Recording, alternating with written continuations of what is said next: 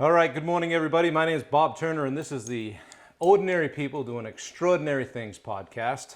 Tuck decided to make an appearance early today, so we've got him right in the mix. He'll get tired and go lay down in a second. But we've got a special guest today, Belinda Desmond from Keller Williams Realty.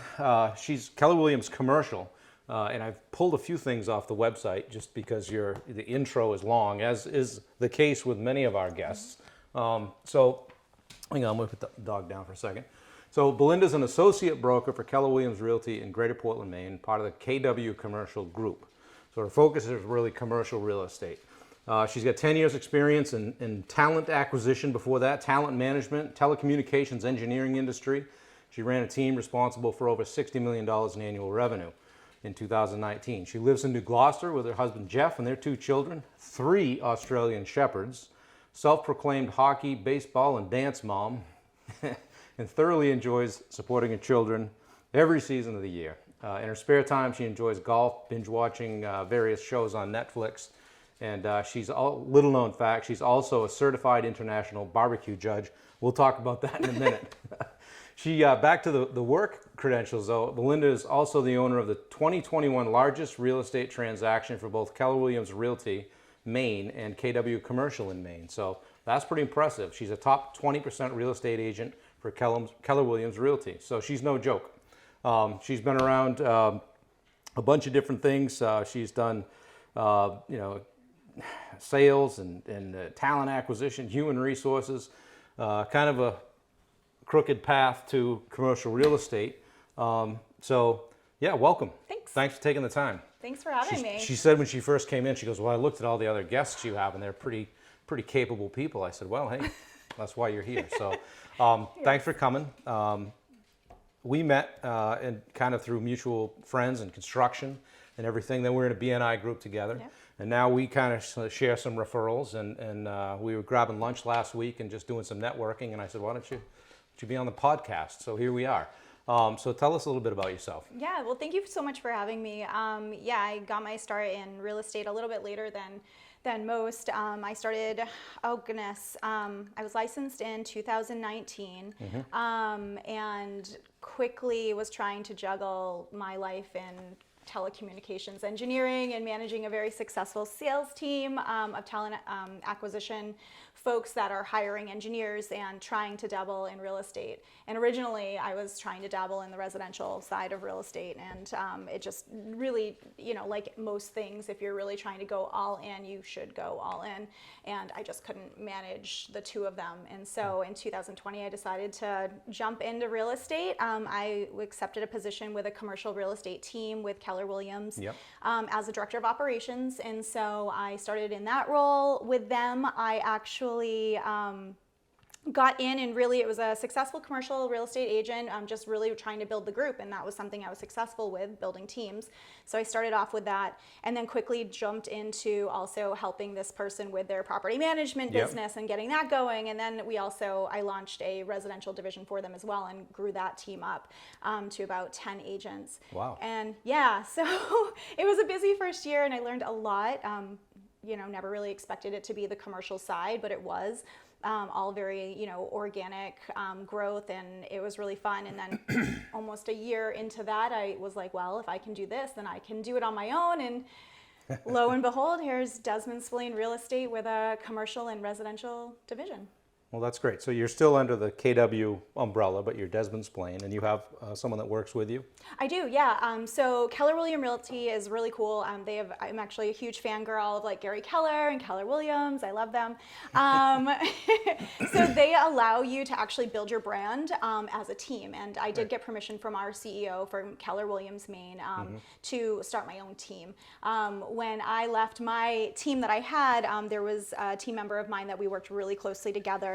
And it was kind of like that Jerry Maguire moment, where I'm like, who's coming with me with my like fish in the bag? And out the door she's you like, went. Liz is like the Renee Zellweger, and she's like, hey, I'll come. I mean, all joking aside, like we had a conversation. It wasn't like I was poaching from the team at all. We worked really well together. I was her mentor. I had trained her, and we started Desmond Splain Real Estate. Stayed with Keller Williams because of the training, because I love what they offer you as both an agent, as a team, as someone trying to build a business. I think those are important things. Well, first of all, I mean, getting back to how you started, it's a tough thing to do part-time. You touched on that. So you kind of have to dive in. You got to jump, right? Yeah. That's terrifying. scary. Terrifying. Yeah. Because I'm like sitting there talking to my husband, and I mean, I had a very successful career. It was that, 8 to 5 job. I excelled in it. I set my goals. I motivated others. I could do all these things. I knew I was good at it. And this was like the unknown. And then it was also very scary because I knew when I did it, if I did it by myself, I was immediately going into commission-based 100%. Right. Now, the commission piece didn't bother me because that was my previous role also, a salary plus commission, and I excelled in the commission side, so that was great. But the 100%, you get used to making what you're making, and then you go to 0, and everyone says, like, give yourself 6 months before you're really starting to bring things in. Right. And that terrified me. So what did you do marketing-wise? I mean, so here you are, you just jump in, you start, and here I am, Belinda Desmond, and Desmond's playing real estate. How do you get going? And especially when you just pull in from old contacts and your network, and how do you do it? No, I mean, 100% like grassroots, like who's in my sphere of influence? Like, who can I reach out to? Some of it is, just kind of, I first create a Facebook page, right? Get a website going. KW offers a free version of that, so I took advantage of that. I am not a marketing guru at all. I do not like the creative design piece is not me. So my husband, God love him, he is the person in his spare time, doing all of that stuff for me right now. But the Facebook page, trying to figure out like who I am, like who do we want to be, like color wise. I wanted lime green and black. Elizabeth, who started Desmond Splain with me, she's the team member that came over. She was like, well, what about hot pink and black? No one's really doing it. So you're wearing today. Yep, branding. So maybe you are a marketing guru. I do what I'm told. No, I'm just kidding. So we went with pink and black because no one else out there was doing it. Also, like very, there are some pretty incredible women in commercial real estate, but none of them that are like marketing and out there on their own. Well, I will say when I'm scrolling or whatever, whether it's Instagram or Facebook or whatever, I see that pink and black, and I know that that's you guys. And that's, I mean, has it been how many years? A year now. Yeah. As us, yeah. Right. It doesn't take long to condition people to that. So, Right. What do you like most about being under the Keller Williams umbrella versus, say, being, Belinda Desmond Real Estate? So right now, what I love about it, and I don't know if it'll ever get old, like it might, right? But I love the support. So last year, I had the opportunity to go to, because we do have a commercial and a residential division. Our residential division, I feel, has been a lot easier to build up just because of the market. Right. It's so the commercial one takes a lot more time. And Keller Williams from the KW commercial side has a ton of support. They have a ton of support in general, but specifically as it relates to commercial. I had the opportunity to get out to Austin and be at headquarters for KW and meet with our 3 leaders of KW Commercial, including Gary as well as Joe Williams, who was, they're obviously Gary Keller is the founder, Joe is as well. So they're still heavily involved. Very heavily involved. Joe was sitting in there with us, like we're being trained. He's a part of it, sitting in the audience as well. That makes a big difference. It does. When the leaders are present. Yeah. And everyone wants to help everyone, right? So I still have people that I met when I was in Austin, and they reach out and check in and say, how are you doing? Like, what's going on? Right. We have an amazing training program called Nucleus. So like anyone really that comes in, and really, if you don't know anything about commercial, you can sit down, start going through the training classes. You could get coaching. We call it MAPS coaching within KW. So that they can really take you through everything from start to finish as well. There's just a significant amount of training available to help you be the best version of yourself that you can be, if that's where you want to. How's the, what I know is the residential market is just crazy, right? People make an offer on a house and they get outbid. We tried to get 20 different properties. We got outbid every time. Does the commercial market kind of keep pace with the residential market? Do you see the same trends? Not so much. I mean, so let me back up. So like 2020 when I got when I first started in there, 20 into 21 even, really the commercial market was still relatively unchanged, with the exception, of course, of like retail and office. You know, a lot of vacancies there, restaurants. You know, there were increased vacancies, I would say. Due to COVID. Due to COVID, yeah. So that played a huge impact on things. I had some clients who decided not to move forward with certain opportunities from, you know, when they were building their portfolios because of, you know, those things. If there were a lot of retail in the spaces that they were looking at, the mixed use spaces or office spaces, you know, really just trying to get a feel on all of that. But, you know, from like a multi-unit or a mixed use space, I'll talk about industrial in a minute, mixed use spaces, it was relatively unchanged for a while. I mean, you could kind of like sneak in there and like get under contract on a property and still really be able to negotiate in a way that your clients are getting a great deal as it was. Looking back now, fast forward to 2022, and we're seeing, you know, things are changing. Commercial is becoming a lot more competitive. Multi-units are so popular right now. So COVID actually created more inventory initially? COVID, yes and no. I would say like on the commercial side for multi-units at first, it was really, I really didn't feel like things were unchanged. But as we've come into the later part of 2021 and 22, I've noticed a significant increase where a lot of times the numbers don't make sense. Right. Typically, I see them on. Well, I've looked at it before. You look at a 3-unit in Portland, and they want $750 for it. Try to make the numbers work on that. You can't. You're at like -2 year one, and you're like, okay. Right. Not many people can really make that work. Right. But you do see it more in like the 5 units and less, primarily because I think those are more affordable, right? So you can kind of like jack it up. But well, now that we're nerding out a little bit on commercial real estate, one of the things you mentioned, I don't know if I mentioned it in your intro, but people, when they sell something, they have a certain amount of time to put that money towards something else. And that's a 1031 exchange, right? From what I, you know, my limited knowledge of it. Talk about that for a minute. What's that? Yeah, so 1031 exchange is a great opportunity for someone who has a portfolio or anything that they're, you know, that it's not their primary residence, really. It could even be a camp. If they're renting it out, you could 1031 exchange out of that as well. On a residential property? As long as it's not your primary home. Okay. So like if you have a camp and you're, you know, renting it out X amount of number of days. So like the way that works is like if you know, say you're renting it out 14 days and you're only staying 14 days during the summer, like you can utilize that as a 1031 exchange out. But for commercial and more traditional commercial, you know, folks have a portfolio and they're probably looking to, maybe they're looking to offload it because the market's right. You know, like I have friends, I have a client that, you know, has a portfolio in Lewiston and they're looking to kind of like upgrade their portfolio in a sense. And they know that they can really offload that for a decent return on their original investment. So they might say, all right, I'm going to sell these. And then they know that if they don't want to pay capital gains tax, they can roll into a 1031 exchange immediately. So basically you sell your property, you have X number of days to identify the properties that you might consider purchasing. So you have to identify and you have to work with, you know, make sure you properly identify that. And then from there you have X number of days to go under contract and close. If you don't meet those deadlines, then you're going to pay the capital gains tax.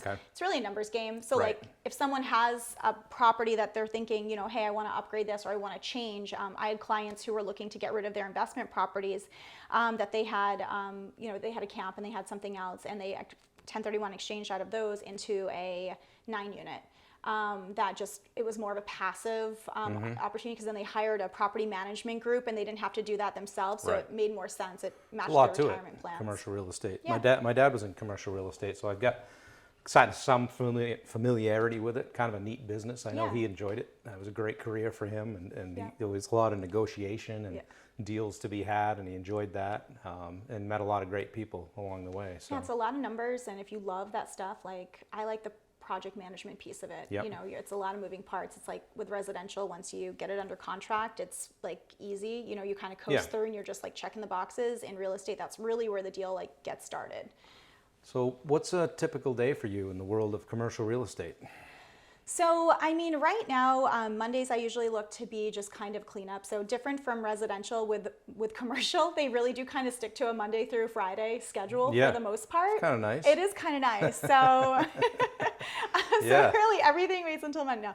I mean, there are certainly things that come up on the weekends, and Yeah. my clients know they can always reach me if they need to. But I mean, for the most part, from the commercial perspective, like it's Mondays are usually my catch-up days. I'm going to follow back up with folks. I'm gonna dig right in and get updates on whatever we need to. If I need to get in someplace, I'm making that happen on Yep. Monday. Tuesdays, I usually start off with we have a KW commercial meeting. So I usually will make that about networking with other fellow KW commercial Sure. folks to see like, what do you have going on? Here are some of my needs. What do you have that might be a match? Right. How can we make a deal happen for, whether we're the listing person or the seller.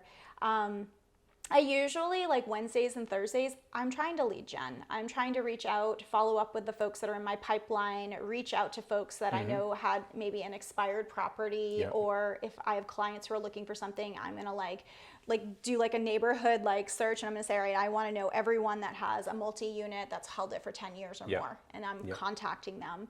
And Fridays, I kind of will, for the most part, just try and leave it for if I'm downtown Portland, like if I'm showing like leased spaces, or just trying to set up meetings with other folks I want to network with, or other brokers. It's a busy week. Yeah. That's a busy week, and it probably rarely goes exactly like you lay it out. Never but does. Yeah. I know in residential real estate, at least I think, you become an associate broker, then a broker, then if you want to have your own agency, you have to be a DB or designated broker. Is that the same in commercial real estate? Yeah, it is. So it's funny. You don't actually need like a specific license to be a commercial real estate agent or broker. You can do additional designations like a CCIM. That's something that I would Yeah. love to do. My dad had that too. Yep. Yeah.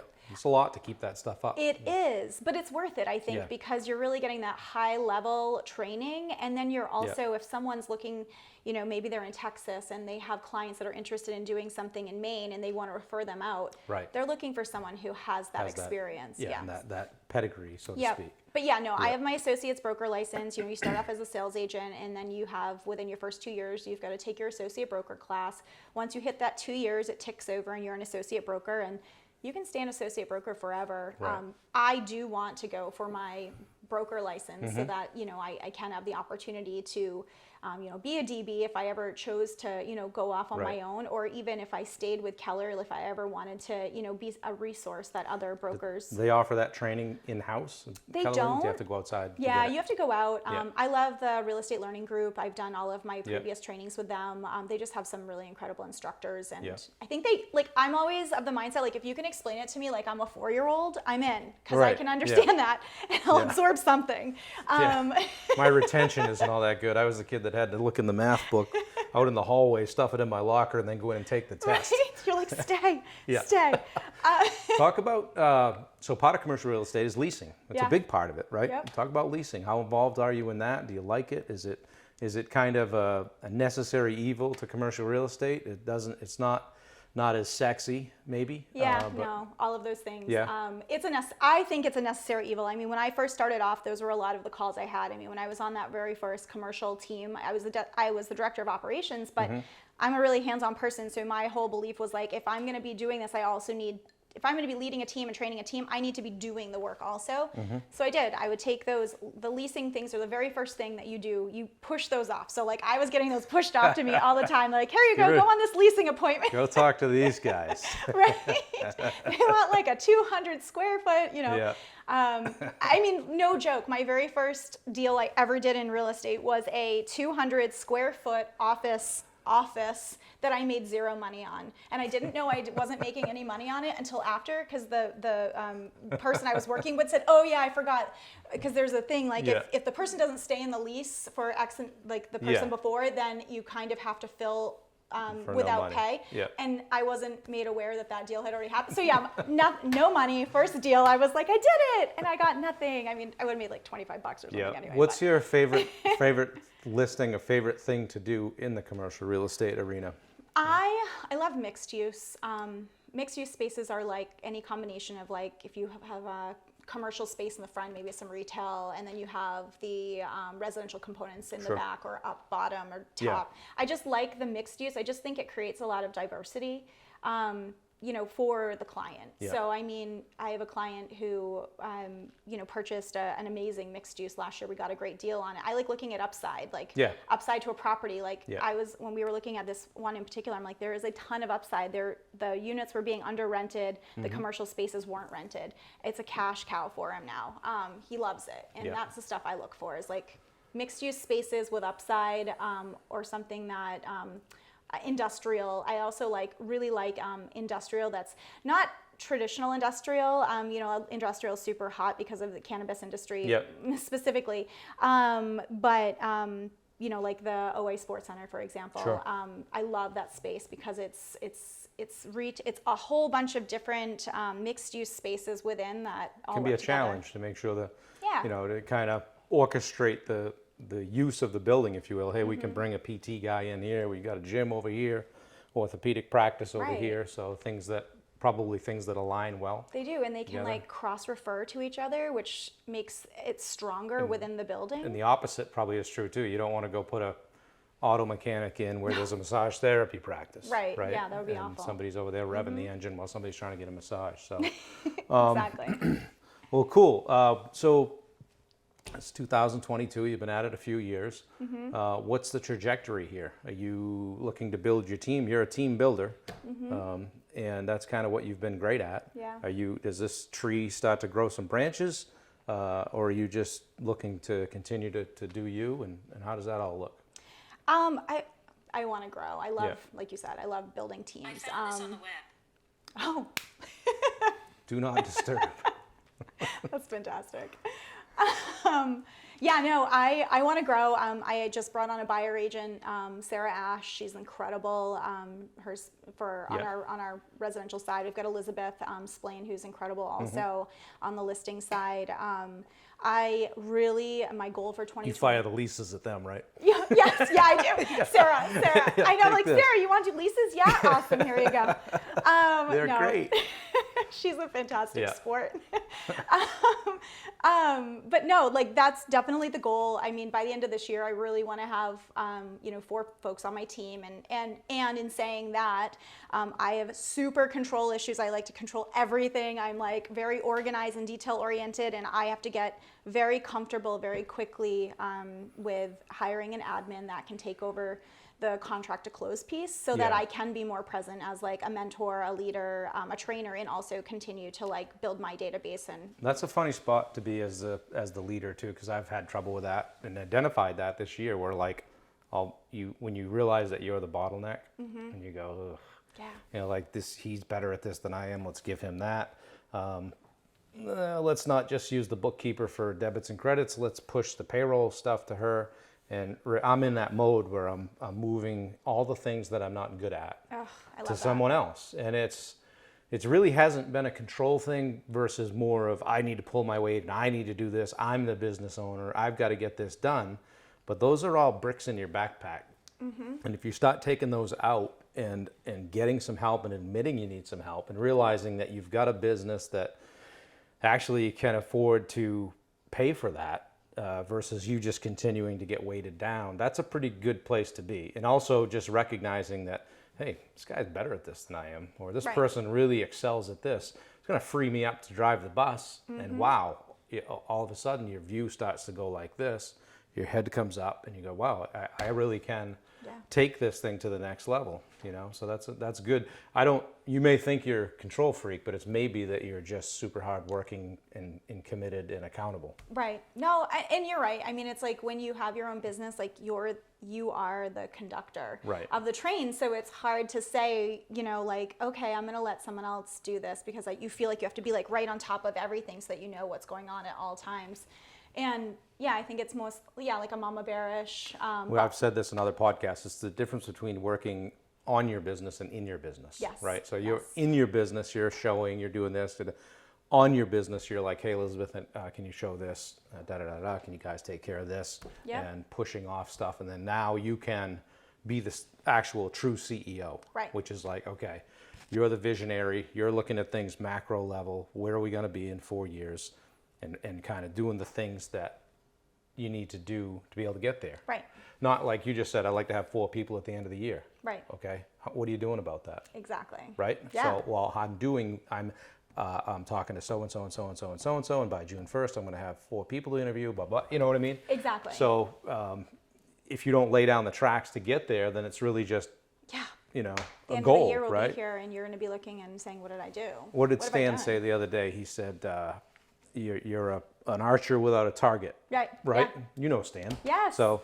Oh my gosh, he's fantastic. Yeah. So, well, cool. It sounds like you're in a good spot. You're having fun. You're enjoying your job. Yep. You know. I am. Yeah. Which No, is a I good love place it. to I'm be, super you know? excited. I mean, it's great to be able to kind of, decide Right. where you're going, when you're going, how you're doing it, and it doesn't mean that you work less, but it just means you work differently. Oh no. People say, "Oh, you're lucky. You have your own business." Like, oh yeah.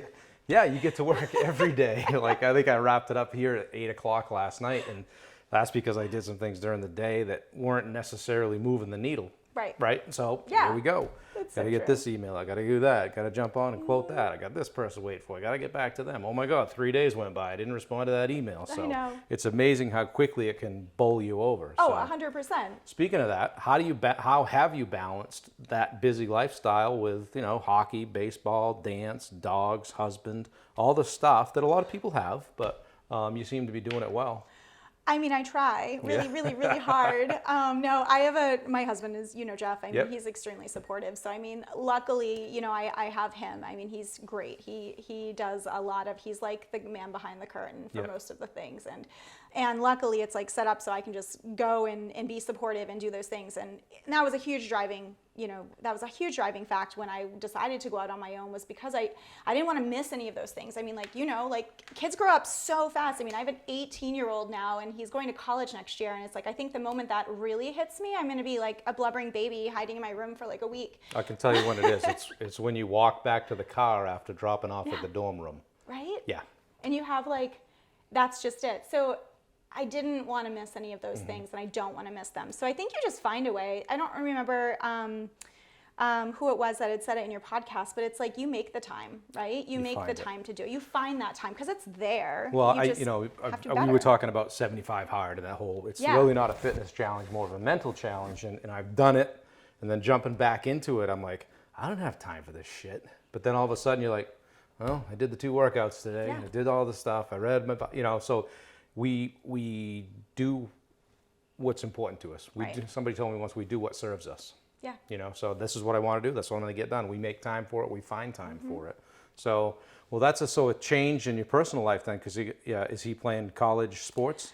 So we're still like Maybe ironing less out. things you're going to. Yeah. Here. Yeah. Well, definitely less things, which is funny because we just came off like a 5-day vacation, if you will, in Atlantic City, which I don't love Atlantic City, but it was hemorrhage money, dance costume, dance competition, dance this, dance that. You know, It was and then we're in like this stinky room in Atlantic City, and Yeah. I'm like, oh my God, can't we go I'll be someplace out, better? I was sleeping in the hallway.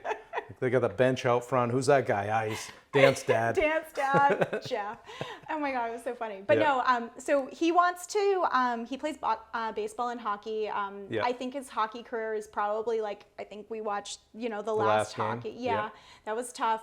Baseball season is right now, and I could see him maybe looking, some of the schools that he's been accepted to, he could definitely play baseball Yep. at. Yep. A couple of them he's spoken with the coaches. Those are D3 schools. His first choice school is a D1 school. It has a golf course on campus. So if he goes there, I think he'll be golfing a lot. Yep. And maybe try out for a club team or something. Yep. But I hope that I get to see him. I at least have baseball season, Yep. but it's probably beer league at this point. And there's a for pretty hockey. good gap between he and your daughter. So you got some years of 10 years, yeah. So you got 10 years from now, you're going through the same stuff. So Yeah, I know. It's not over. No, it's not. It's just different. Hair, makeup, costumes. No, we'll see what she decides to do. Yeah. So that'll be fun. Yeah. And he's great. He's such a good big brother. Good kid, yeah. We hadn't seen him all weekend, and he came home last night after. Well, we saw him when we got home, but Yeah. last night he came home after practice and.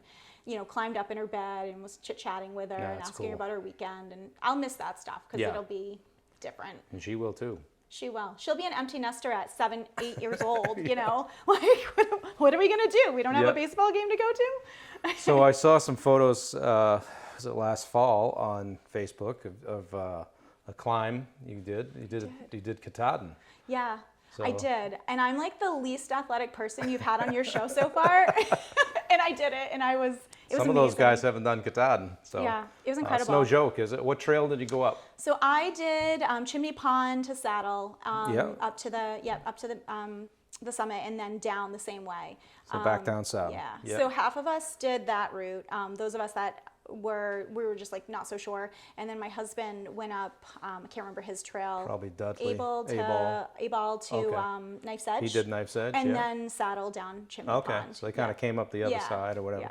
Well, they may have come up Heel and Taylor, but it doesn't Maybe, matter. I don't know. It's a long day, isn't it? It was a long day, but I was like waiting for that moment when I couldn't do it anymore. You know what I mean? Yeah. I was like, can I do this? You know, every time you're like, can I do this? Can I do this? Am I going to be able to, you know, like, and I wasn't going to quit. So I knew Right. I was going to do it, but I was just like, how dead am I going to be?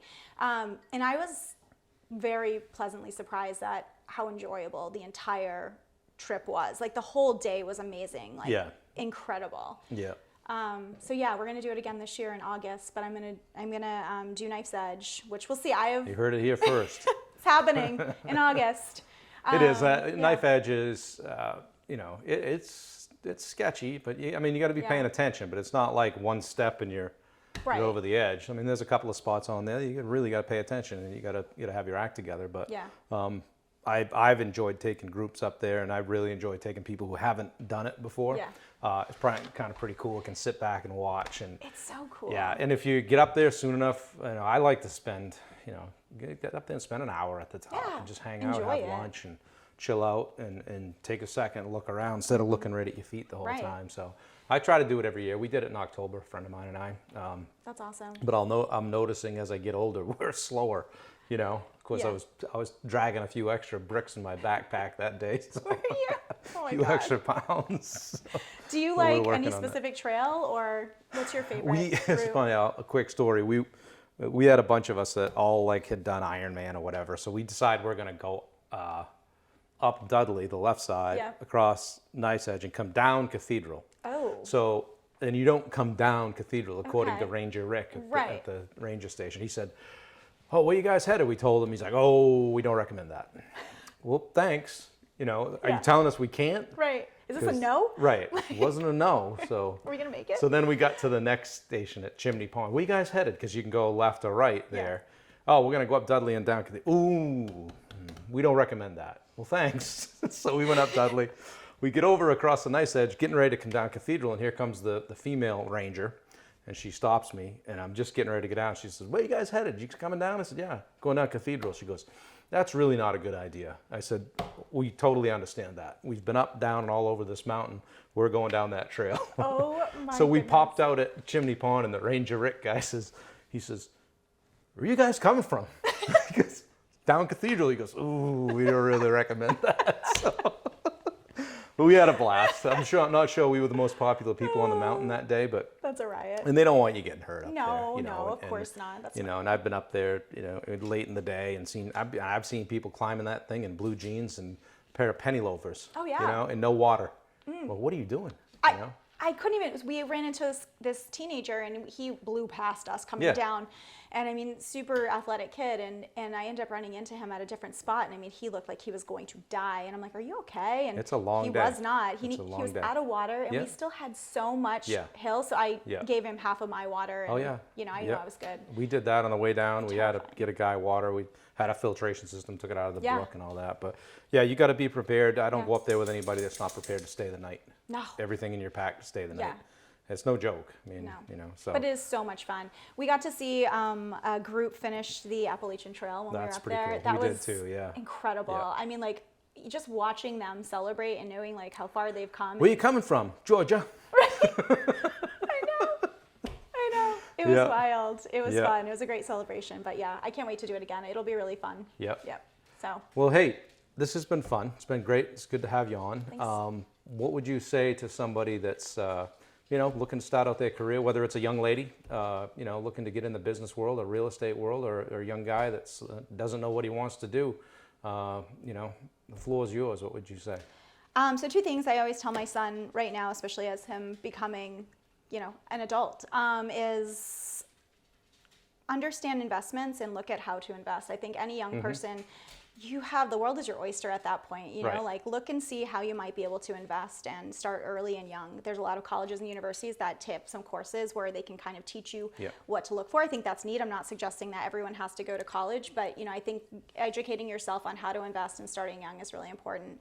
As far as like professionally, you know, I think getting into real estate, if you have an interest in it, is really relatively inexpensive. I mean, there's a lot of upfront costs, but I mean, sales agent class is about, you know, $700, and then hanging your license somewhere, it's doable. And then, you know, if you get yourself in with the right, you know, agency that has training and can offer that to you, I think that you can be really set up for success. Number one thing that what you focus on expands. So if you are striving to Right. be successful, look at the positive, because if you focus on the negative, that's what's going to expand in front of you. So what you focus on expands is something I remind myself every single week when I start, is that what I focus on is going to expand this week. Good or bad. Good or bad. Yeah. Yeah. There's a lot to be said for that. Your Yes. positive mindset. And, you know, we get more of what we focus on. Yeah. I've heard that a lot lately. Yeah. So. So those are the things that I would recommend to anyone looking to just do it also. I mean, start it sooner than later.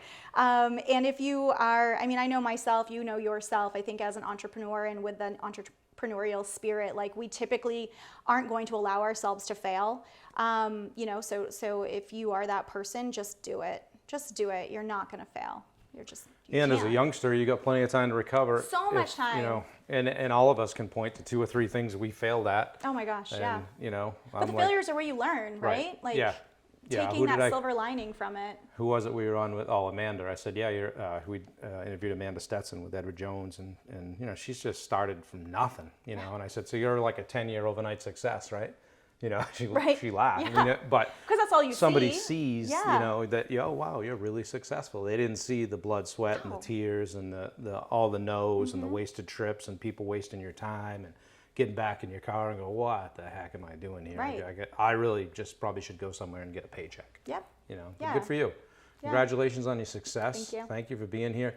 Guys, if you want to talk to Belinda, she's at, her website is desmondsplain.kw.com.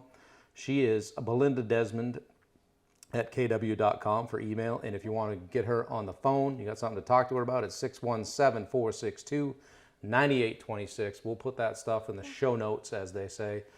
We're on YouTube. Shoot us a follow or a subscription, if you will. I'm trying to get the subscriptions up over 100. We're at 68. Ooh. And all people that I know, I think. We're on, podcast lives on Podbean, so you can get it there, but it's also on Apple Podcasts. So click that plus button up in the upper corner, and you know, we're slowly just working on world domination over here. So Yeah. thanks for coming. you so Appreciate it. much. Yeah, looking forward Good to see you. to doing it again. Yes, Thanks, thank you. Belinda. See you later.